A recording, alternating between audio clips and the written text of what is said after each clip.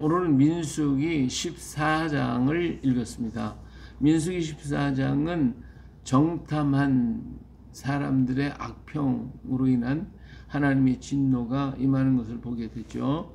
자, 온 백성들이 소리를 높여 부르짖으며 백성이 밤새도록 통곡하였다고 그랬어요. 그뿐만 아니라 그러니까 12 정탐꾼이 가서 정탐하고 돌아와 가지고 그 땅은 악합니다. 그 땅은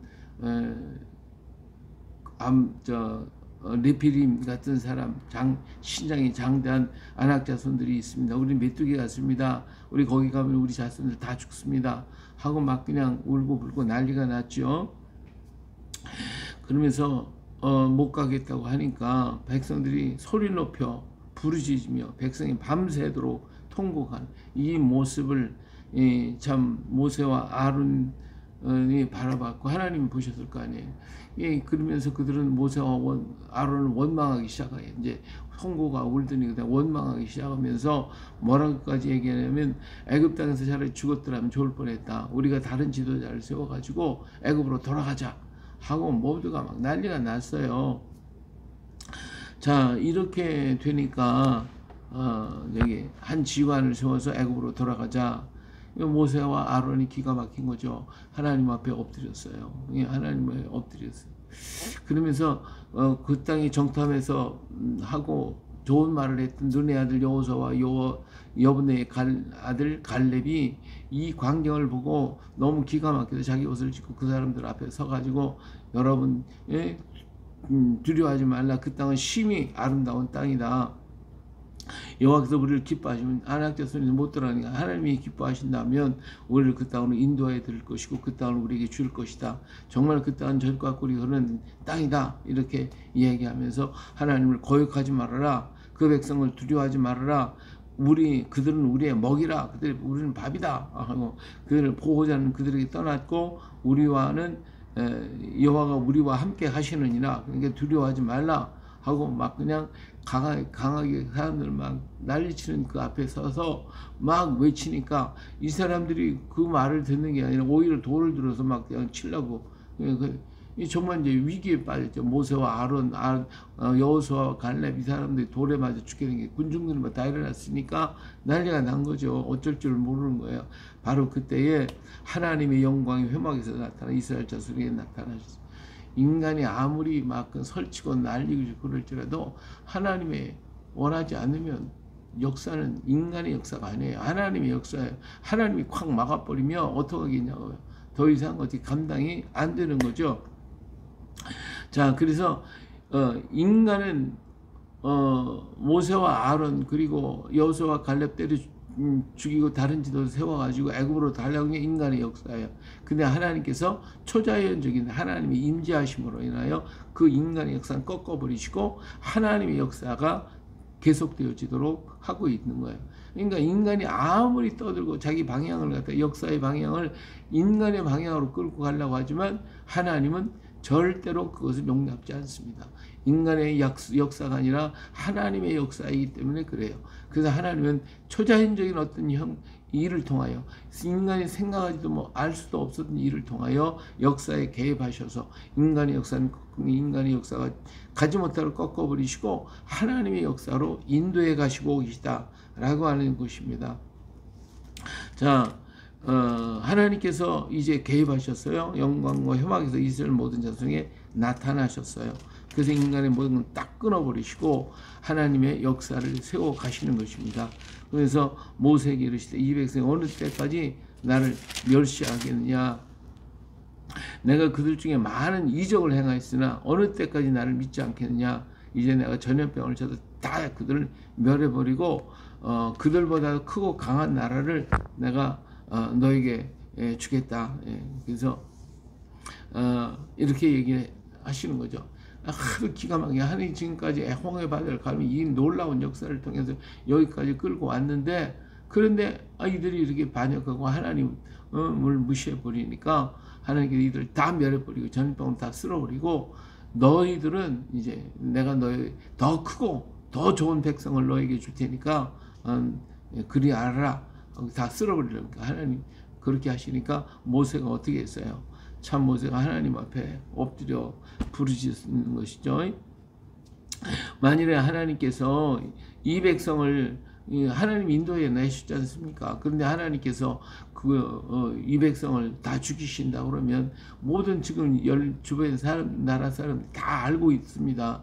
구름 기둥으로 불 기둥으로 인도하고 계시는 하나님을 누구든지 다 알고 있고 주변의 나라가 다 알고 있는데 이들이 다 죽어버리면 하나님 죽이시면 하나님 능력이 없어가지고 이 백성들을 광야에 끌고 와서 다 죽였다라고 하는 이런 소문이 나지 않겠습니까? 그러니까 안 됩니다 하고 막 그냥 하나님 앞에 구할 때 하나님께서 뭐라고 하면서 하나님께서 말하니 그때도 내가 네 말대로 사하겠다. 내 말대로 듣겠다. 내 말을 듣겠다. 그러면서 하나님께서 모세의 기도를 받으시고 그 백성들의 죄를 사하지만 그러나 용서해 주시지만 그러나 이들이 나를 시험했으니까 22절 내 영광과 애굽과 광야에서 행한 내 이적을 보고도 이같이 10번이나 나를 시험하고 내 목소리를 청종하지 아니하는 이 사람들은 내가 그들의 조상들에게 맹세한 땅을 결단코 보지 못할 것이요 또 나를 멸시한 사람 한 사람도 그것을 보지 못할 것이다. 그렇게 해서 단호하게 하나님께서 그 죄를 물겠다라고 하는 것입니다. 그래서 29절에 보니 너희 시체가 이 광야에서 다 엎드러질 것이라 너희 중에서 20세 이상으로서 계수된 자 곧 나를 원망한 자 전부가 여분의 아들 갈렙과 눈의 아들 여호사 외에는 내가 맹세하여 너에게 살게 하리라 한 땅에 결단코 들어가지 못하게 하겠다 하고 너희들이 잡혀서 죽게 되겠다고 걱정했던 너희 유아들 그 어린 사람들 이런 사람들은 오히려 그 땅에 가게 될 것이다. 그리고 너희들은 이 광야에 다 죽게 된다. 그래서 너희가 정탐한 거 하루를 1년으로 해서 40년 동안 이 광야 생활에 떠나지 않고 이 광야 생활에 머물게 하겠노라고 이 하나님께서 말씀을 하신 거예요. 그리고 나는 그날 형탄권 10명은 그 자리에서 하나님의 진노를 받아 죽어버리게 됐죠. 자, 이렇게 되니까 사람들, 백성들이, 이게 뭐 40년 동안 여기 광야에 살고 다 죽게 된다 그러니까 이 사람들이 막 그냥 울면서 또 아침에 일찍 일어나서 산 꼭대기로 올라가면서 우리는 가겠습니다. 그러면 가겠습니다 하고 막 하니까. 이게 또 기가 막힌 거예요. 못 간다고 해놓고 이제는 또 가겠다고 그러니까 모세가 안 된다 가지 말아라. 하나님 너희 중에 안 계셔. 가면 안 돼. 하지만 이 사람들은 뭐 또 말을 안 듣고 계속 올라가는 거예요. 그래서 가나안 땅을 향하여 막 올라가는데 그때 아말렉 산과 가나안 사람들이 막 쳐들어와 가지고 그 사람들이 막 죽이는데 엄청나게 많은 피해를 입게 되는 이러한 사고가 터지고 말았다라고 하는 사실입니다. 이처럼 우리 인간은 너무 어리석어서 보고도 모르는 거예요. 역사하시는 하나님 역사를 다 보고도 깨닫지 못하고 알지 못하고 그리고 자기들의 방향으로 가 인간의 역사 방향대로 내 생각대로 내 판대로 가는 거예요. 우리의 기준은 하나님이십니다. 하나님이에요. 우리 이 세상에 살면서 수없이 많은 일들이 일어나고 있고 오늘날 우리나라에도 많은 일들이 일어나고 있어요. 과연 이 혼란하고 어지러운 이 세상 속에서 내가 선택해야 할 길이 어떤 길이냐는 거예요. 어떤 길이냐? 자기 마음대로 여러 모양의 길을 가고 있죠. 그러나 그 길은 다 어리석고 미련한 길이에요. 인간의 길은 전부 망하는 거예요.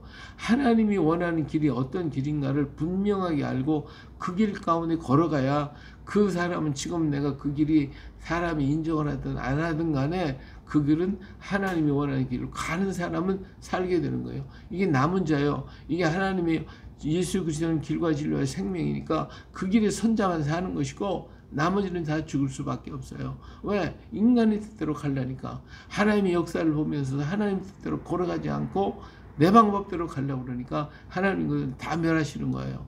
이 세상에서 살면서도 많은 지식이 있고 능력 있고 힘 있는 사람이 있다 할지라도 그들이 다 가는 게 아니에요.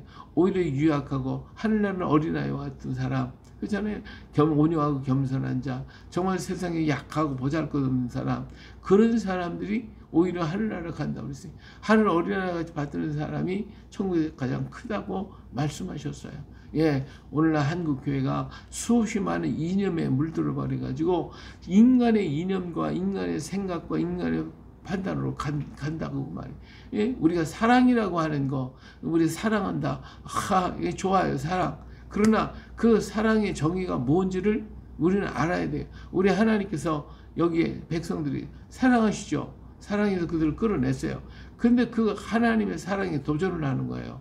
그래가지고 하나님의 뜻을 막아버리니까 사랑의 하나님 어떻게 그들 진노해서 다 죽여버리는 거예요. 그 땅에 다 죽게 만들었어요. 40년 동안 광야에서 그들은 다 죽는다고 그랬어요. 이게 하나님은 사랑이에요. 그러나 질서의 하나님이 하나님의 말씀과 진리 가운데 손자의 안에 그 사랑이 가는 것이지, 그렇지 않으면 하나님은 멸하시는. 왜? 하나님 거룩하시니까, 하나님 역사의 주인공이시니까, 하나님의 역사를 따라가는 자만이 그 사랑받을 자격이 있는 것이고, 그 사랑을 벗어나면 그는 하나님의 사랑에 벗어나는 자예요. 왜? 인간의 역사를 쓰려고 하니까, 내 역사를 만들려고 하니까 하나님 다 제하시는 거예요. 이 땅에 이념에 물들고 인간 사상에 물들고 세속적인 사상에 물들었다면 하나님은 반드시 제거하실 거예요. 오직 주의 진리 가운데 선자, 정말 하나님 말씀과 하나님의 율법과 진리 가운데 선자가 만이 하나님 앞에 설 수 있는 거예요. 우리가 율법을 버리면 그러면 뭐 사랑하니까 은혜 속에 다 포함되어 그게 아니죠. 율법은 모든 것의 기본이에요. 기본적으로 깔려 있는 거예요. 그 깔린 그 안에 사랑의 역사가 이루어지는 것인데, 우리는 그 하나님의 말씀은 다 벗어버리고 내가 어떤 일을 해도 어떤 잘못을 해도 하나님이 나를 사랑하시니까 다 품어주실 것이다. 그건 절대로 아니죠. 그건 오해죠. 예, 우리는 하나님의 말씀과 하나님의 법 가운데 서 있는 자예요. 그래서 무조건적인 하나님의 사랑, 우리를 사랑해 주시지만, 그러나 하나님 율법, 하나님의 길에서 벗어나면 하나님은 여지없이 그들을 끊어버리시는 거예요. 자, 10명의 처녀들이 등불을 들고 있었어요. 기름이 있는 사람만 들어오는 거예요. 하나님 다 사랑하시면 그 사람 없어서도 다 들어오라고 하셨을 거 아닙니까? 그런 아니에요. 하나님의 뜻대로 서 있는 자 5명만 들어왔고 나머지는 바깥에서 슬피 울며 일을 간다고 그랬어요. 예? 5달란트 2달란트 받은 사람은 5달란트 2달란트를 남겼기 때문에 하나님 앞에 인정받았지만 1달란트 받은 사람은 버림을 받는 거예요. 그러니까 하나님의 말씀과 율례와 법도 가운데 서 있는 그 진리, 하나님의 예수 그리스도 안에 있는 자, 길과 진리와 생명의 그 안에 있는 자만이 그 길에 서 있을 수 있고 진리를 받고 생명을 얻을 수가 있는 거예요. 근데 그걸 떠나가지고 무조건 하나님이 나 다 사랑할 것이다, 죄인들도 사랑할 것이다. 예, 물론 사랑해. 그러나 그 진리 가운데 서지 못하면 그는 끊어지는 거예요. 죽을 수밖에 없는 거예요. 이들 광야에서 그들은 하나님의 길 가운데 서정 인간의 길로 만들어 인간의 역사를 세우려니까 다 멸하시는 거예요. 그리고 하나님의 역사, 하나님의 뜻 가운데 선자만, 여호수아와 갈렙만 세워주시는 것입니다. 오늘도 똑같습니다.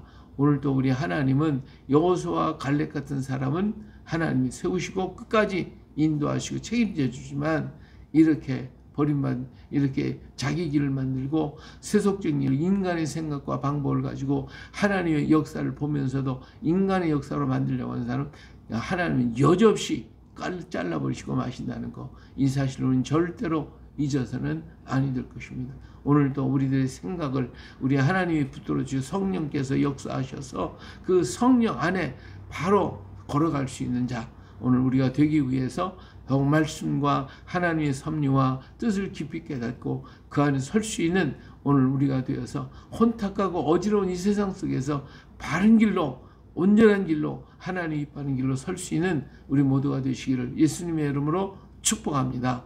할렐루야.